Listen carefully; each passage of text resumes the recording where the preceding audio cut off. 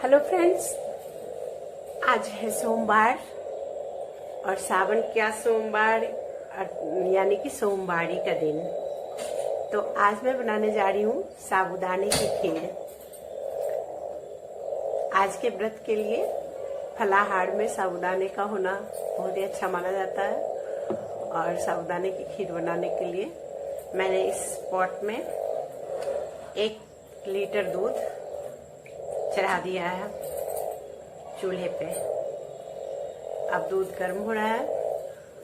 जब दूध गर्म हो जाएगा पूरी तरह से तो मैंने ये आधी कटोरी साबूदाना ली है, तो मैं इसे धो लेती हूँ। मैंने इसे धो के तैयार कर लिया है। अब बस थोड़ी देर में जब दूध बॉईल हो जाएगा तो मैं इसे डाल दूंगी।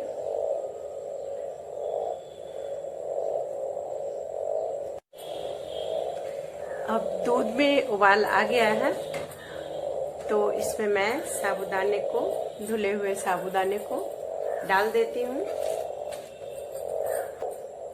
अब इसे अच्छी तरह से चलाना है।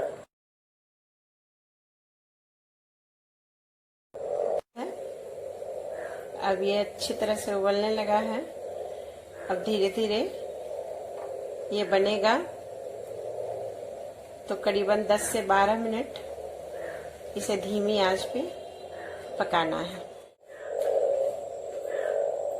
हाँ, तो अब करीबन 12 मिनट लगभग बीत गए हैं और ये खीर पूरी तरह से साबूदाने की बनके तैयार हो गई है। अब मैं इसमें डाल दूंगी चीनी। मैंने जितना साबूदाना लिया था कटोरी में, करीबन उतना ही मैंने चीनी भी लिया है। और ये हमारे टेस्ट के अकॉर्डिंग इसकी मिठास आ जाएगी इसमें। तो मैंने चीनी डाल दी है।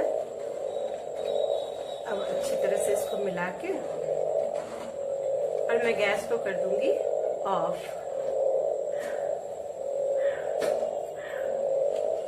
चीनी देने के बाद गैस को ऑन नहीं रखना है, बस इसी की गर्मी से ये चीनी पिघल जाएगा इसमें और इसमें चीनी एकसार हो जाएगी। चीनी आप अपने टेस्ट के अकॉर्डिंग कम और ज्यादा कर सकते हैं। अब हमारी साबूदाने की खीर बनकर तैयार हो गई है और मैं इसमें डालूंगी थोड़ा सा इलायची पाउडर जो मैंने कूट के रख लिया है। ये थोड़ा सा इलायची पाउडर,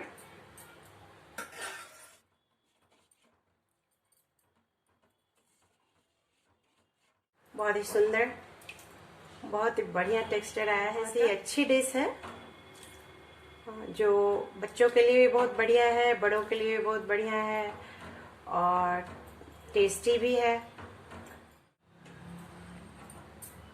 तो ये साबूदाने की खीर पूरी तरह से तैयार हो चुकी है। मैंने इलायची पाउडर भी डाल दिया इसमें और अब मैं कर देती हूँ इसे सर्व।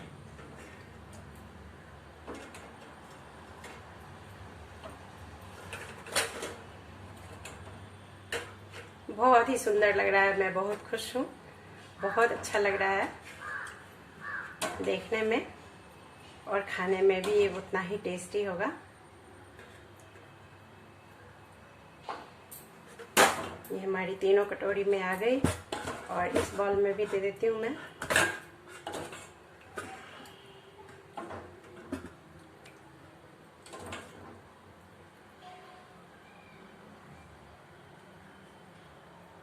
देखिए कितना बढ़िया लग रहा है। अब मैं इसे थोड़े से किशमिश और थोड़ी सी चेरी से सजाऊंगी और ये बहुत ही सुंदर से साबूदाने की खीर तैयार हो गई है। आप सब भी ट्राई कीजिए। तो आज की ये सोमवारी की थाली फलाहार वाली तैयार हो गई है सज के। इसमें मैंने कटे हुए फल के रूप में आम के कतरे डाले हैं, मूंगफली है और साबूदाने की खीर है, चना और मूंग है भिगोया हुआ और नारियल की कुछ पीसेज, सूखे नारियल के कुछ पीसेज मैंने डाले हैं इसमें। तो दोस्तों, इस तरह से हमारी साबूदाने की खीर बनकर के तैयार हो गई है और ये फलाहार में खाने के लिए रेडी है। और ये फलाहार में खाएं या जब भी जी करे तब खाएं, बच्चों के लिए भी उतनी ही अच्छी है, बड़ों के लिए भी उतनी ही अच्छी है। बहुत ही स्वादिष्ट, बहुत ही अच्छी, बहुत ही सुंदर, स्वीट स्वीट और मन भावन। ओके फ्रेंड्स, तो फिर मिलते हैं एक नई रेसिपी के साथ। Bye bye.